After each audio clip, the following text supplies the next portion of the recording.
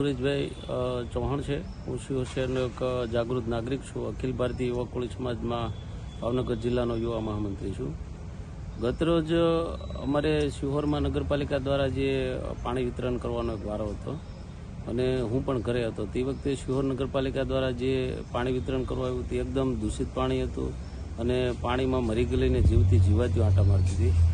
એ બાબતે મેં Sihor chief officer સાહેબ, પ્રમુખ સાહેબ, અમારા વોર્ડના 4 કોર્પોરેટર, પછી માનનીય સાંસદ સભ્યના ઓફિશિયલ નંબર ઉપર, માનનીય ધારાસભ્યના જવાબદાર અધિકારીઓ એમને પણ મેં વોટ્સઅપમાં મેસેજ દ્વારા જાણ કરી છે। એ બાબતે તાત્કાલિક ચીફ ઓફિસર સાહેબે એક્શન લઈને તાત્કાલિક એ પાણી બંધ કરી દીધું અને થોડી વાર રહીને પછી બીજું પાણી શરૂ કરવામાં આવ્યું।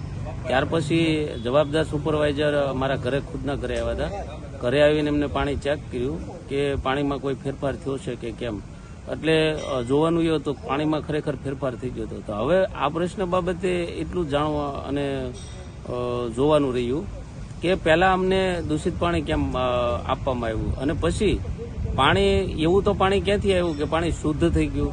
તો પાણીમાં ફેરફાર જ એમ માનો 2 જ કલાકમાં જ્યારે અરજદાર કોઈ આ પાણી મુદ્દે જ્યારે અવાજ ઉઠાવે ત્યારે 2 જ કલાકમાં પાણીમાં સુધારો થઈ જતો હોય તો ખરેખર શિહોર શહેરની જનતાએ સમજવું જોઈએ કે આ નગરપાલિકા તંત્ર જે છે જાણી જોઈને લોકોને દૂષિત પાણી પાતું હોય એવું લાગે। જો તમે આ મુદ્દે અવાજ ઉઠાવશો તો તમારા વિસ્તારમાં પણ શુદ્ધ પાણી આવશે એવું આ પાલિકાને જે તંત્ર જે હરકતમાં આવ્યું છે એ ઉપરથી એવું જોવાનું લાગે છે।